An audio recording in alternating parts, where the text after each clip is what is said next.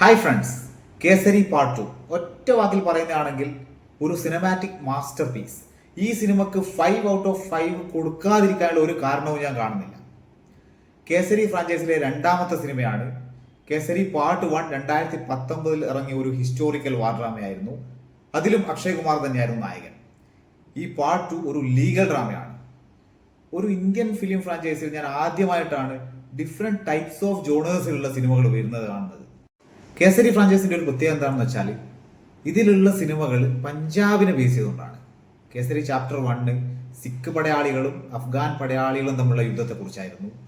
Chapter 2 Jallian Walabagh കൂട്ടക്കൊലയും അതിനെ തുടർന്നുണ്ടാകുന്ന സംഭവങ്ങളും. Chapter 3 ഇനി വരാൻ പോകുന്നത് സിഖ് ജനറൽ ഹരിസിംഗ് നൽവയെ കുറിച്ചാണ്. കേസരി പാർട്ട് 1 എന്നെ സംബന്ധിച്ച് ബോളിവുഡിലെ ഏറ്റവും മികച്ച സിനിമകളിലൊന്നാണ്. കേസരി പാർട്ട് 1 ലെവൽ എത്തിയോ എന്ന് ചോദിച്ചാൽ എത്തി എന്ന് തന്നെയാണ് ഉത്തരം. ഈ സിനിമ ബേസ് ചെയ്തിരിക്കുന്നത് രഘു പാലാട്ട് എഴുതിയ ഒരു നോവലിനെ വെച്ചാണ്, the case that shook the empire. ഈ രഘു പാലാട്ട് ആരാണെന്ന് വെച്ചാൽ മലയാളിയായ സർ സി ശങ്കരൻ നായരുടെ കൊച്ചുമകന്റെ മകനാണ്. ഇതിൽ പറഞ്ഞ ആ കേസ് വാദിച്ചിരിക്കുന്നത് സർ സി ശങ്കരൻ നായരാണ്.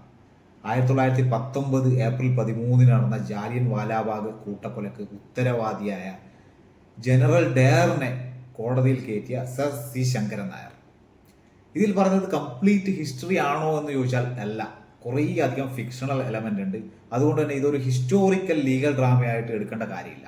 ഇതൊരു ഹിസ്റ്ററിയും ഫിക്ഷനും കൂടി കലർത്തിയ ഒരു വളരെ മികച്ച രീതിയിലെടുത്ത ലീഗൽ ഡ്രാമ. ഈ സിനിമയുടെ ദൈർഘ്യം ജസ്റ്റ് 2.5 മണിക്കൂറാണ്. തുടക്കം തന്നെ ജാലിയൻ വാലാബാഗ് കൂട്ടക്കൊലയാണ് കാണിക്കുന്നത്. അതൊക്കെ വളരെ നന്നായി എടുത്തിട്ടുണ്ട്. പടത്തിന്റെ മൂഡ് തന്നെ അവിടെ കാണിക്കുന്നുണ്ട്.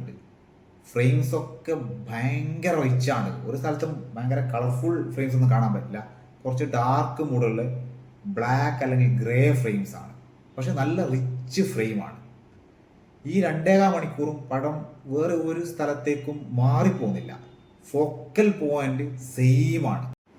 പൊതുവേ നമ്മൾ ലീഗൽ ഡ്രാമകളിൽ കാണുന്ന തരത്തിലുള്ള ട്വിസ്റ്റുകളും ടേണുകളൊക്കെ ഈ സിനിമയിലുണ്ട്. പക്ഷെ അതിനൊക്കെ ഒരു ഹിസ്റ്റോറിക്കൽ എലമെന്റ് വരുമ്പോൾ തരുന്ന ആ ഒരു പഞ്ചുണ്ടല്ലോ, അത് ഈ സിനിമക്കുണ്ട്. പ്രത്യേകിച്ച് ക്ലൈമാക്സ് ഒരു 15-20 മിനിറ്റ് അക്ഷയ് കുമാറിന്റെ ഒരു പെർഫോമൻസ്. അദ്ദേഹം തുടക്കത്തിലെ നല്ല രീതിയിൽ പെർഫോം ചെയ്യുന്നുണ്ട്. സെറ്റിലായുള്ള പെർഫോമൻസ് ഉണ്ട്, ലൗഡായുള്ളതുണ്ട്. പക്ഷെ ക്ലൈമാക്സിൽ അദ്ദേഹം കൊടുക്കുന്ന ആ ഒരു ക്ലോസിങ് ആർഗ്യുമെന്റ് എന്നൊക്കെ പറയില്ലേ, ആ ഒരു സ്പീച്ച് മൈൻഡ് ബ്ലോയിങ്. ഈ സിനിമ കണ്ടു കഴിഞ്ഞപ്പോൾ ഇദ്ദേഹത്തിന് ഒരു നാഷണൽ അവാർഡ് നോമിനേഷൻ കിട്ടിയാൽ പോലും ഞാൻ സർപ്രൈസ് ആയില്ല. അങ്ങനത്തെ രീതിയിലുള്ള ഒരു പെർഫോമൻസ് ആണ് അക്ഷയ് കുമാർ നടത്തിയിരിക്കുന്നത്.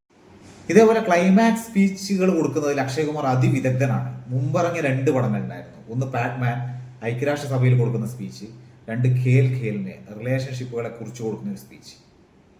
അതേപോലെയോ അല്ലെങ്കിൽ അതിനു മുകളിലോ പവർഫുള്ളായി നിൽക്കുന്ന ഒരു സ്പീച്ചാണ് കേസരി ചാപ്റ്റർ 2 ക്ലൈമാക്സിലെ സ്പീച്ച്. മാധവനാണ് ഓപ്പോസിറ്റ് വക്കീലായെത്തുന്നത്. അദ്ദേഹത്തെ കുറിച്ച് പ്രത്യേകിച്ച് പറയാനൊന്നുമില്ല. എക്സെൻട്രിക് റോളുകൾ വളരെ ഈസിയായി ചെയ്യുന്ന ആളാണ്. ഷെയ്ത്താനിൽ നമ്മളത് കണ്ടിട്ടുണ്ട്. ഇപ്പോൾ അടുത്തിറങ്ങിയ നെറ്റ്ഫ്ലിക്സ് ഫിലിം ടെസ്റ്റിലും കണ്ടിട്ടുണ്ട്. നന്നായി ചെയ്തിട്ടുണ്ട്. ഈ സിനിമയിൽ എന്നെ സർപ്രൈസ് ചെയ്ത കഥാപാത്രം അനന്യ പാണ്ഡെ അവതരിപ്പിച്ച കഥാപാത്രമാണ്. കാരണം ആ നടിയുടെ അടുക്കൽ നമ്മൾ അധികം ഒന്നും പ്രതീക്ഷിക്കാറില്ല. പക്ഷെ ഇതിൽ നല്ല ഡീസൻ്റ് ആയിട്ട് അവർ പെർഫോം ചെയ്തിട്ടുണ്ട്. സർ സി ശങ്കരൻ നായരുടെ അസിസ്റ്റന്റ് ആയിട്ടാണ് അവർ വർക്ക് ചെയ്തിരിക്കുന്നത്. റജീന കസാന്ദ്രയാണ് അക്ഷയ് കുമാർ അവതരിപ്പിച്ച സി ശങ്കരൻ നായരുടെ വൈഫായുള്ള കഥാപാത്രം പാർവതി അമ്മയായിട്ട് എത്തിയിരിക്കുന്നത്. കുറച്ച് സമയമേ ഉള്ളൂ, അതായത് വലിയൊരു ഇമ്പോർട്ടൻ്റ് റോളൊന്നുമല്ല, പക്ഷെ നല്ല രീതിയിൽ തന്നെ ചെയ്തിട്ടുണ്ട്. പിന്നെ ഇതിലുള്ള വില്ലൻ കഥാപാത്രങ്ങൾ അവതരിപ്പിക്കുന്ന General Dyer, Lieutenant Governor Michael O Dyer.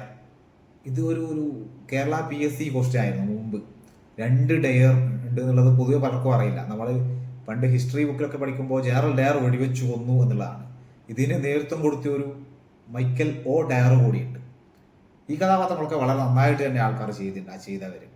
പിന്നെ എടുത്തു പറയേണ്ടത് കേസരി ചാപ്റ്റർ 1 തേരി മിട്ടി എന്നുള്ള സോങ്ങിന്റെ പ്ലേസ്മെന്റ് വളരെ നന്നായിരുന്നു. പിന്നെ ഈ കേസരി ഫ്രാഞ്ചൈസിന് അവർ കൊടുക്കുന്ന ഒരു BGM ഉണ്ട്, ഒരു പഞ്ചാബി റൂട്ടഡ് ആയിട്ടുള്ള ഒരു നല്ല BGM.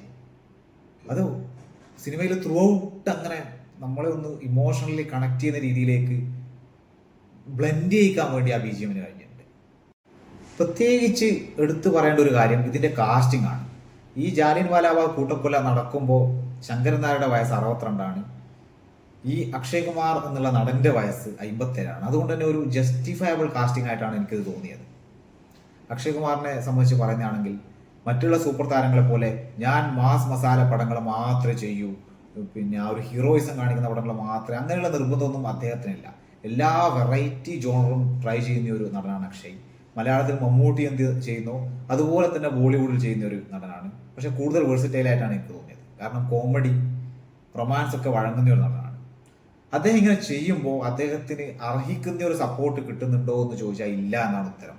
കാരണം അദ്ദേഹത്തിന്റെ സിനിമകൾ തീർച്ചയായും ബോക്സ് ഓഫീസിൽ പരാജയപ്പെടുന്നുണ്ട്. വിചാരിച്ചത്ര ഒരു കളക്ഷൻ ഒന്നും കിട്ടുന്നില്ല. പക്ഷെ എന്നിരുന്നാലും ഒരു സിനിമാ പ്രേമി എന്നുള്ള നിലക്ക് അക്ഷയ് കുമാറിന്റെ സ്ക്രിപ്റ്റ് സെലക്ഷൻ എനിക്ക് നന്നായി ഇഷ്ടപ്പെടുന്നുണ്ട്. റീമേക്കുകൾ ഒഴിയുക, റീമേക്കുകൾ പോലും അദ്ദേഹത്തിന്റെ ആ രീതിയിൽ വളരെ നല്ല പെർഫോമൻസോട് ചെയ്യാറുണ്ട്. അവസാനത്തെ എക്സാമ്പിളാണ് സർഫിറ, സൂറൈ പോട്ട് റീമേക്ക്. പക്ഷെ എൻ്റെ അഭിപ്രായത്തിൽ ബോളിവുഡ് ഈ സിനിമ അർഹിക്കുന്നില്ല.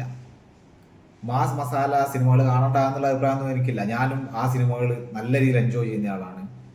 പക്ഷേ ബോളിവുഡിന്റെ ഒരു റേഞ്ച് നോക്കിക്കഴിഞ്ഞാൽ പുഷ്പ 2 ഒക്കെയാണ് അവരുടെ ഇൻഡസ്ട്രി ഹിറ്റായിട്ട് വരുന്നത്, ഡബ് ഫിലിം. ഇത്രയും ക്വാളിറ്റി ഉള്ള കേസരി 2 അല്ലെങ്കിൽ മുമ്പിറങ്ങിയ Akshay Kumar film, sky force ഒക്കെ എത്രയോ കളക്ഷൻ കിട്ടേണ്ട സിനിമയാണ്. പക്ഷെ അതൊക്കെ അവിടുത്തെ ഓഡിയൻസ് അങ്ങനെ കാണാൻ ശ്രമിക്കുന്നില്ല. അവർക്ക് ആ ഒരു സൗത്തിൽ നിന്ന് ഇൻസ്പയർ ആയിട്ടുള്ള സിനിമകൾ മാത്രം മതി എന്നുള്ള രീതിയിലാണ് കാര്യങ്ങൾ പോകുന്നത്. അല്ലെങ്കിൽ ഇപ്പോൾ അടുത്തിറങ്ങുന്ന ഹൊറർ കോമഡി, അതൊക്കെ നല്ല സിനിമകൾ തന്നെയാണ്, അതെല്ലാം ഞാൻ പറയുന്നില്ല. പക്ഷേ മലയാളി ഓഡിയൻസിനെ പോലെ വെറൈറ്റി ട്രൈ ചെയ്യാൻ വേണ്ടി ബോളിവുഡ് ഓഡിയൻസ് തയ്യാറാകുന്നില്ല. അതൊക്കെ അവിടെ നിൽക്കട്ടെ. കേസരി 2ലേക്ക് തിരിച്ചു വരാം. നല്ല രീതിയിൽ ഫിക്ഷൻ കലർത്തിയ, കുറച്ചൊക്കെ ഹിസ്റ്ററിയെ ബേസ് ചെയ്തുകൊണ്ടുള്ള, വളരെ നല്ല രീതിയിൽ മേക്ക് ചെയ്ത് ഫാന്റാസ്റ്റിക് പെർഫോമൻസ് ഉള്ള ഒരു ഗംഭീര പടം. 2025 ഇതുവരെ ഇറങ്ങിയ ഇന്ത്യൻ സിനിമകളിൽ ബെസ്റ്റ്. ഇത്ര മാത്രമേ എനിക്ക് കേസരി 2നെ കുറിച്ച് പറയാനുള്ളൂ.